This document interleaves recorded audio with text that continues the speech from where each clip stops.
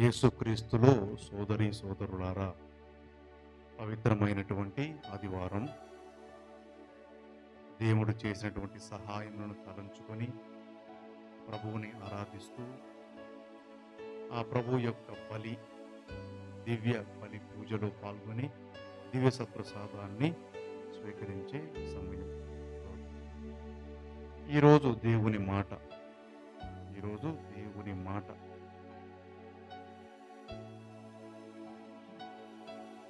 జెఫన్యా ప్రవక్త ద్వారా దేవుడు పలికించినటువంటి మాట.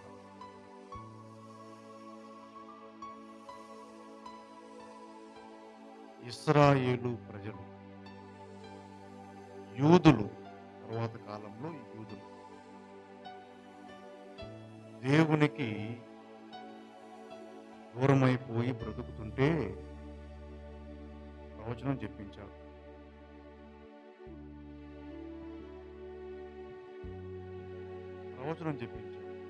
ఏమిటా ప్రవచనము?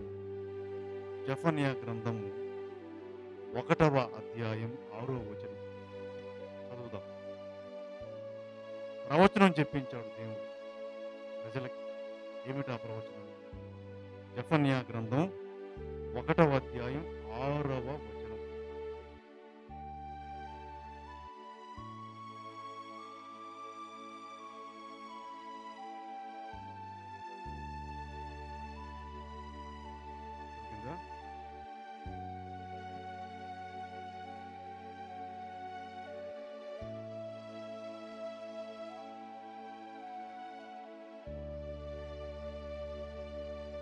జెఫన్యా గ్రంథము 1వ అధ్యాయం 6వ వచనం. దేవుణ్ణి విడనాడి బ్రతుకుతున్నటువంటి యూదులకి ప్రభువు జెఫన్యా ప్రవక్త ద్వారా చేసిన ప్రవచనం. నా చెంతకు రాని వారిని, నన్ను సంప్రదింపని వారిని కూడా హతమార్చును. అంటున్నాడు, నన్ను విడనాడిన వారిని, నా చెంతకు రాని వారిని, నన్ను సంప్రదింపని వారిని కూడా హతమార్చును. ఇది చాలా పెద్ద మాట. చంపుతాను అంటున్నాడు దేవుడు. దేవుడు అనేవాడు ఆ మాట అనొచ్చా? చంపుతా నిన్ను అని.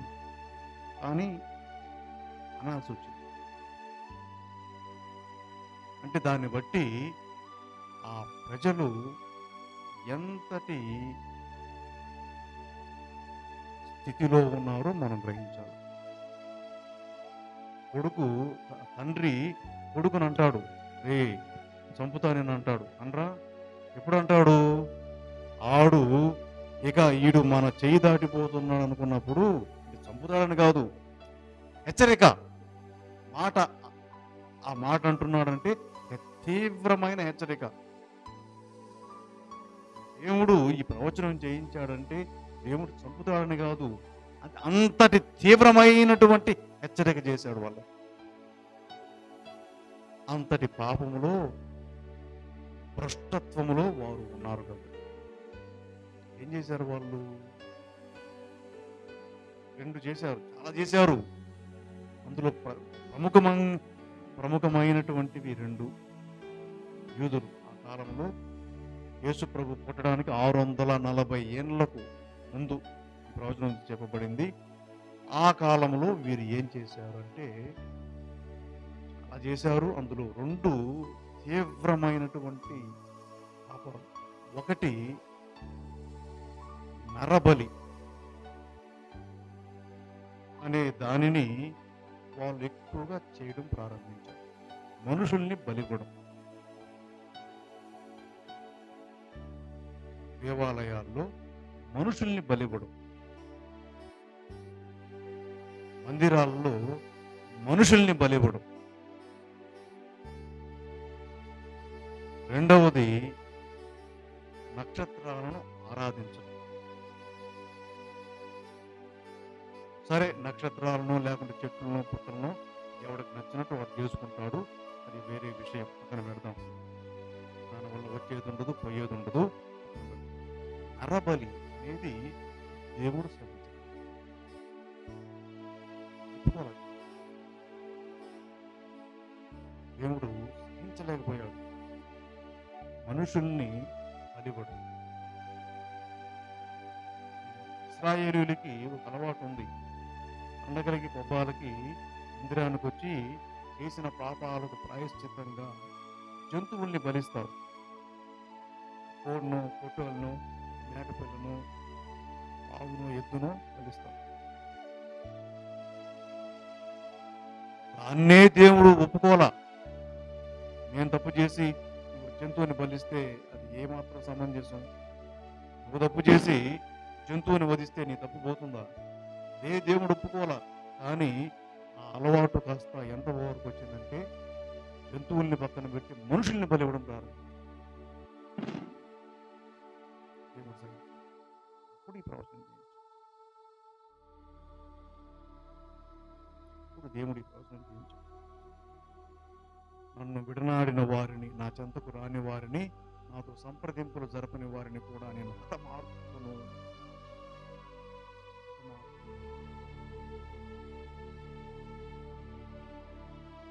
యూదులు ఎలా మారిపోయారంటే వీళ్ళు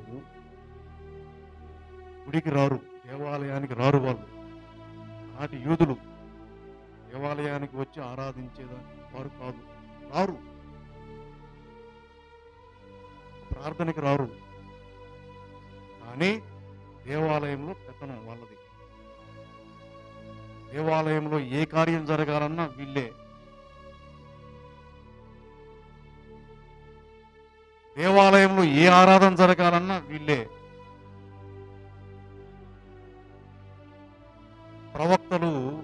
ప్రవక్తల మాట వినే పరిస్థితి లేదు.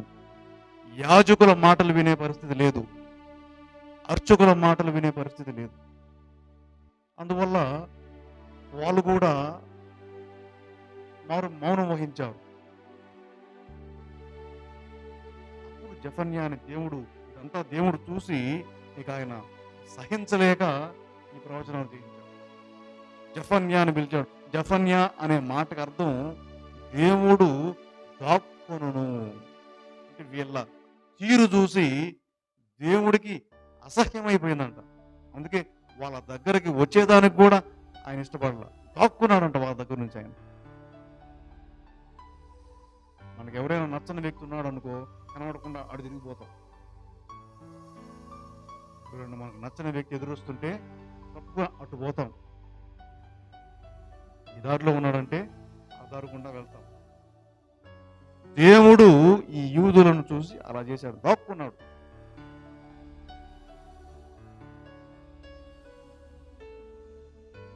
అంటే అంతటి తీవ్రమైన పాపములు బతికారు.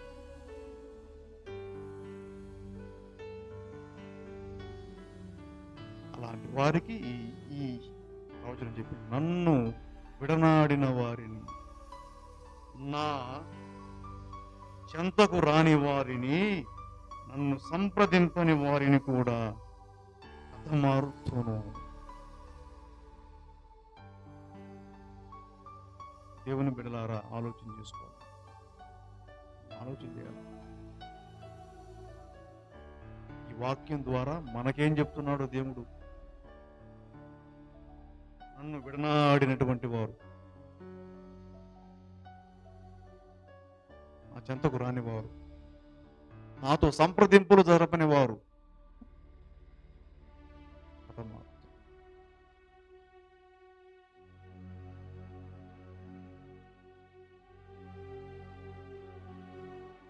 ఇశ్రాయేలు ప్రజలకి ఒక ఆచారం ఉంది. దేవుడు అబ్రహాము, ఈసాకు, యాకోబుల ద్వారా ఒక బలమైనటువంటి ఆచారం ఇచ్చాడు. కొన్ని విధానాలు ఇచ్చాడు, ఆజ్ఞలు ఇచ్చాడు.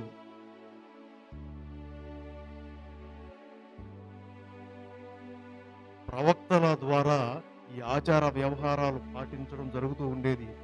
యాజకుల ద్వారా ఆరాధనలు జరపబడేవి.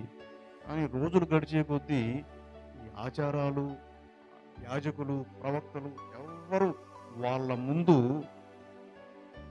ఉండలేకపోయారు. వాళ్ళ పాపం ముందు ఉండలేకపోయారు. దాంకున్నారు. వీళ్ళ దగ్గరికి వీళ్ళతో అక్కడ ఉండలేక దాంకున్నారు. దేవుడు దాగుకొని నువ్వు ఏదేను వనంలో పాపము చేసినటువంటి మనిషి దేవుణ్ణి చూసి దాక్కుంటే చెట్టు చాటున, ఇక్కడికి వచ్చేసరికి కాలం గడిచేసరికి పాపము చేసిన మనిషితో దేవుడు ఉండలేక ఆయన దాక్కున్నాడు పోయి. జఫన్యా అనే మాటకు అర్థం దేవుడు దాక్కును. అంతటి పాపంలో వెళ్ళిపోయాడు. సోదరి సోదరులారా, ఈ రోజున ఈ వాక్యం మనకి ఇవ్వబడింది ఆదివారం రోజు. మరి మనం ఈ వాక్యం మనకేనా ఆలోచన చేసుకుందాం. మనకు కాకుంటే పక్కన పెట్టచ్చు. మనకేనా? నన్ను విడనాడిన వాడు, నా చెంతకు రానివాడు, నాతో సంప్రదింపులు జరపనివాడు,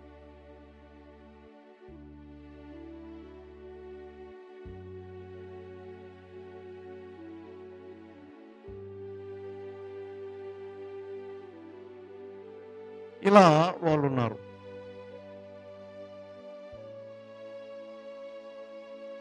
అయితే ఇంకొక ప్రవచనం కూడా చేయించాడు దేవుడు. జెఫన్యా గ్రంథం 3వ అధ్యాయం 12వ వచనం.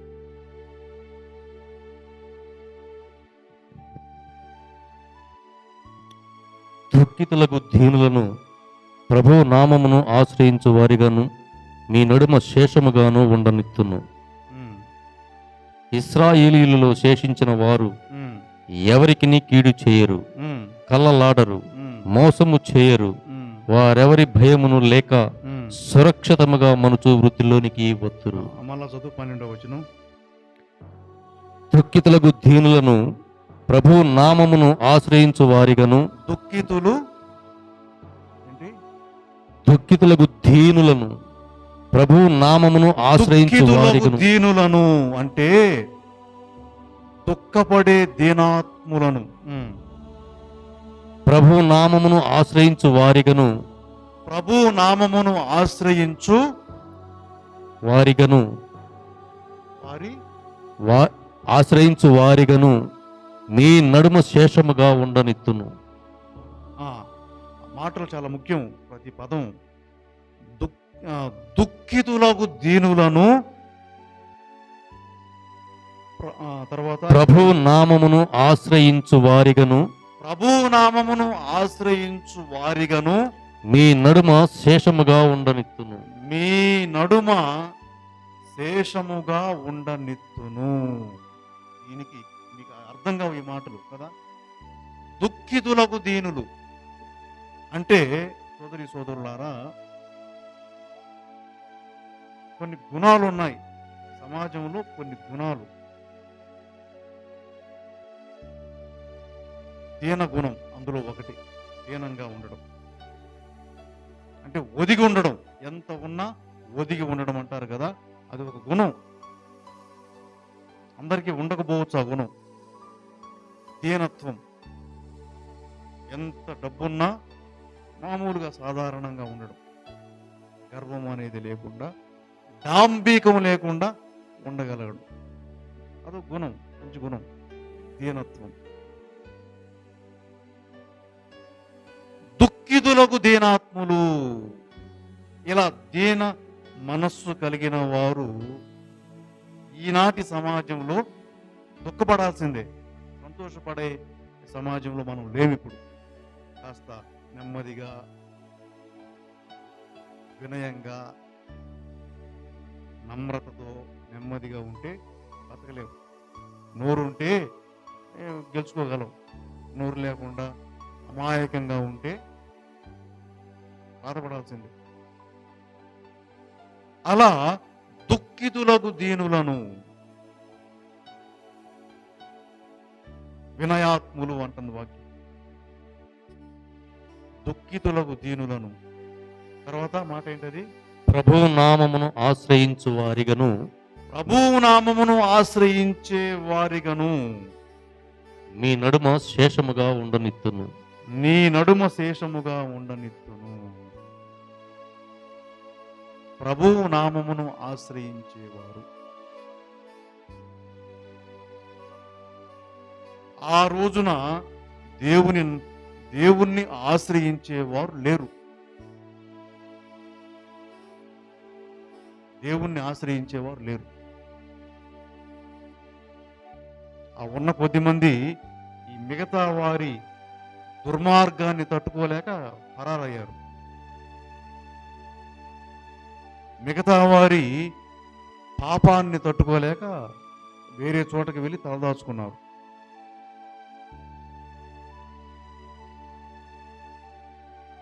యెహోవా ప్రవచనం చేయించాడు, వాళ్ళని మరలా మీ మధ్యకు తీసుకొని వస్తా. దుఃఖితులకు దీనులు, ప్రభువు నామాన్ని ఆశ్రయించేవారు. ఏదన్నా పండగ శుభకార్యం ఉంటే ఎవరిని ఆశ్రయిస్తాం? మనం ఎవరినో పోయి ఆశ్రయిస్తాం. ప్రభువుని ఆశ్రయిస్తామా? ఒక ముహూర్తం ఉంది, ఎవరిని ఆశ్రయిస్తాం? నాలాంటి సిద్ధాంతిని ఆశ్రయిస్తారు మీరు. దేవుడి దగ్గరకు వచ్చి, దేవుడా పలానా రోజు అనుకుంటున్నాం, నీ ఇష్టం అని చెప్పి దమ్ము ధైర్యం నీకుందా, నాకుందా? సిద్ధాంతి చెప్పాలా? నక్షత్రం చూసి రాసు చూసి ఆడు చెప్తే నువ్వు చేస్తావు. నీ అంతట నువ్వు చేయగలవా? ప్రభు చెప్తే చేయగలవా? చేయలేవు కదా, చేయరు కదా. నేను చేస్తా.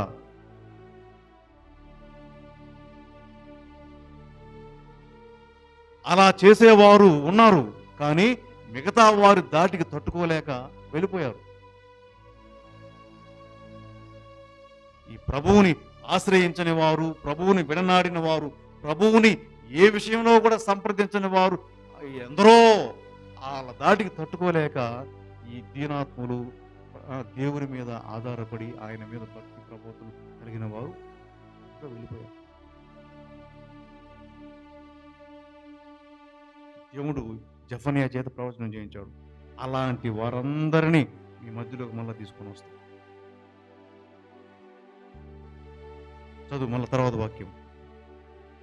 ఇశ్రాయేలీయులలో శేషించిన వారంటే మిగిలిన వారు. శేషజనం అంటే మిగిలిన వారు. ఎవరి మిగిలిన వారంటే యెహోవాను విడనాడకుండా మిగిలిపోయినటువంటి వారు. ఎన్నో ఇబ్బందులు వచ్చాయి. చీకొట్టారు, తరింగొట్టారు, వెలివేశారు. కానీ అబ్రహాము, యాకోబు, ఈసాకు వాళ్ళ పితరులు ఆచారాలు, ఆ వ్యవహారాలు, ఆరాధన అవే, మేము ఇక వేరే దానికి పోం అనుకునే ఆ శేషజనం, ఆ మిగిలి ఉన్న వారిని ఎక్కడెక్కడో చెల్లాచెదురైపోయారు. వాళ్ళని ఇశ్రాయేలీలో శేషించిన వారు ఎవరికి నీ కీడు చేయరు, కళ్ళలాడరు, మోసము చేయరు. వారెవరి భయమును లేక సురక్షితముగా మనుచు వృత్తిలోనికి వత్తురు. వాళ్ళందరినీ తీసుకొని వస్తాం. వాళ్ళందరినీ తీసుకొని వచ్చి ఇక్కడ స్థిరపడుస్తాం. వాళ్ళు ఇక్కడే మీ మధ్యలోనే స్థిరపడుతారు. మీ మధ్యలోనే స్థిరపడుతారు అని ప్రవచనం చేయించాడు జెఫన్యా చేత ఆ యోధా ప్రజలకి, యోధా ప్రజలకి, అందరికీ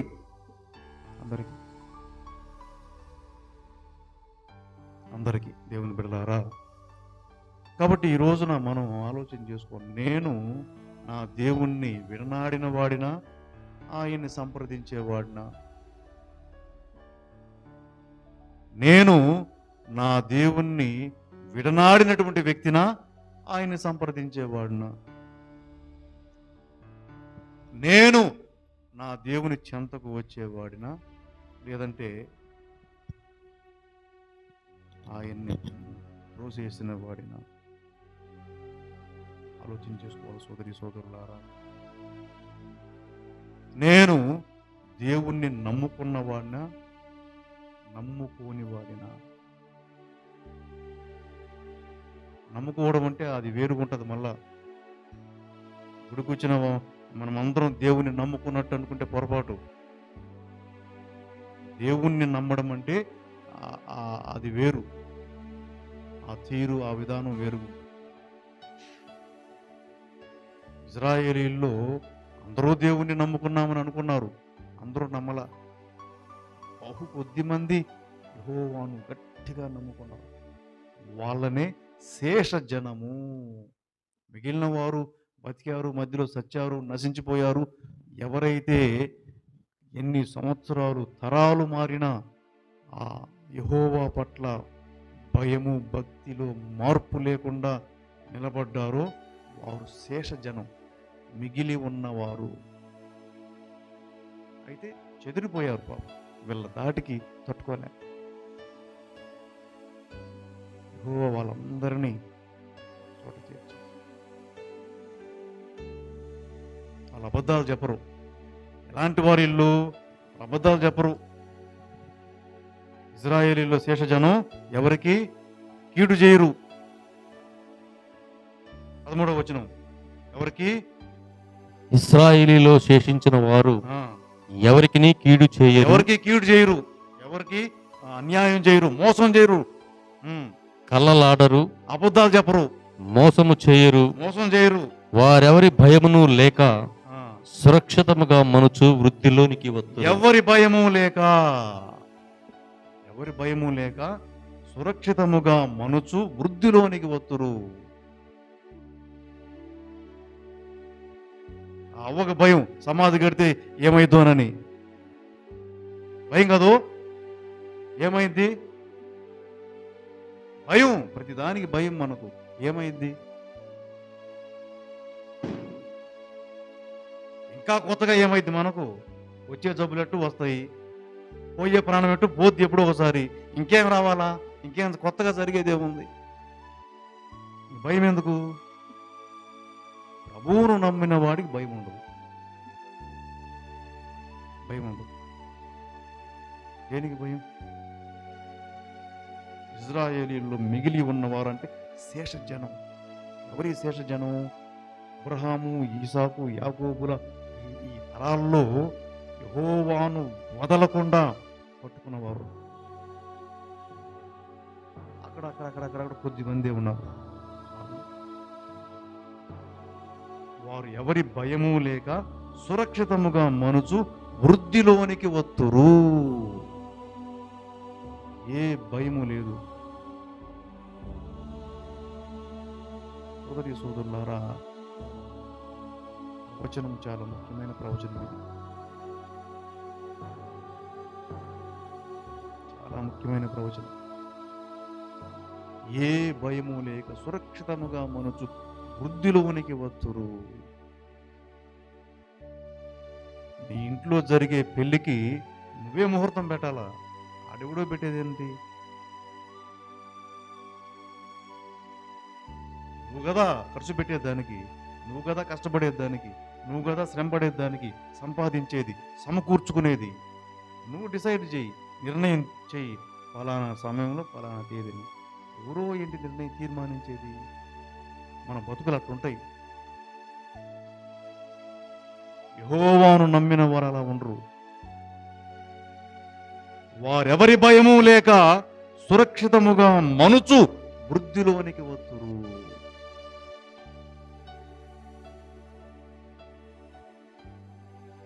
భగవంతుణ్ణి యథార్థంగా నమ్మినటువంటి ఏ వ్యక్తి అయినా భయపడు. అంతరాత్మలో భగవద్భక్తి ఉంటే ఇక ఏ ఇతరత్ర విషయాలకు భయపడాలి. సోదరి సోదరులారా, ఇది చాలా ముఖ్యమైనటువంటి ప్రవచనం. ఆనాడు ఇజ్రాయేలీలకి, యూదులకి చెప్పారు. ఈ రోజున మనకు కాబట్టి ఈ వాక్యాన్ని దేవుని మాటగా ఈ రోజున మనందరికీ ప్రభు ఇస్తూ ఉన్నాడు. గ్రహింపగలిగినటువంటి వారు ఇందులో ఉన్నటువంటి సత్యాన్ని గ్రహించుకొని దేవుణ్ణి విడనాడక దేవుని చెంతకు తిరిగి వచ్చి ఆ శేష జనం ఎవరైతే కడదాకా దైవాజ్ఞలను మేరకుండా, దేవునికి దూరం కాకుండా నీతిమంతులుగా, విశ్వాసులుగా బతికారో, నువ్వు నేను మనం అలా జీవించి దేవుని కృపకు పాత్రులవుదాం. దేవుడు మనందరినీ దీవించునుగాక.